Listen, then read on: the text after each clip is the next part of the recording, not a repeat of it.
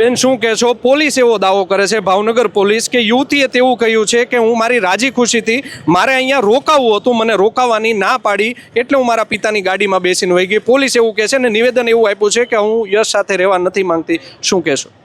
તો જો એ છોકરી નિવેદન દેવા આવી હોય તો કેમ ઢસામાં દેવા આવી તે એને વિડીયો શૂટિંગ કર્યું હતું, અહીંયા કેમ એને વિડીયો શૂટિંગ ન કર્યું?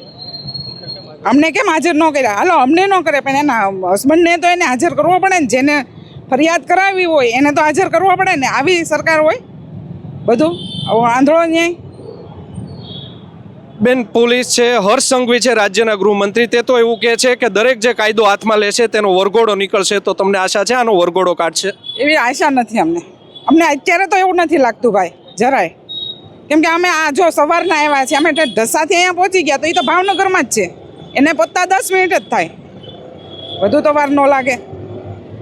બેન કઈ પ્રકારનો તમને ઢોર માર મારવામાં આવ્યો હતો? અતિશય ઢોર માર. એક વ્યક્તિ ઉપર 5-5 જણા, અને હું સ્ત્રી છું, મારી ઉપર જેન્ટ્સે હાથ ન ઉપાડાય, પણ આ લોકો જેન્ટ્સે બધાએ મારી ઉપર હાથ ઉપાડ્યો, ઘરના એ ને બધાએ. આને કેવો પાઇપે માર્યો હોય તો પાઇપ પકડીને માથું ફોડી નાખે ભાઈ. એટલે એને અમને જમાડ્યા કે અમારે તમને જમાડવા છે એનું, એવી બોલી ઉપરથી હું સમજી ગઈ ઠીક આવું છે. પણ હવે એક જ્યારે 15 જણા આવી જાય તો તમે શું કરો? 3 જણા શું કરો? એક ભાઈ અમારા બહાર હતા, એને બહાર દબી દીધા, એને બહાર માર્યા. આની ઉપર 5 જણા, મારી ઉપર 5 જણા આવે, તમે એમ કેમ પહોંચી શકો? આ બધી એની બધી અદાવત હતી બધી આવ્યું કરવાનું. યશભાઈ તમે એક એવો આક્ષેપ પણ કર્યો હતો કે અગાઉ જે પીઆઈ હતા જાડેજા, તેમણે તમારા માસી છે જે એનઆરઆઈ છે તેમને ખોટી રીતે 4 થી 5 કલાક પોલીસ સ્ટેશનમાં બેસાડી રાખ્યા હતા.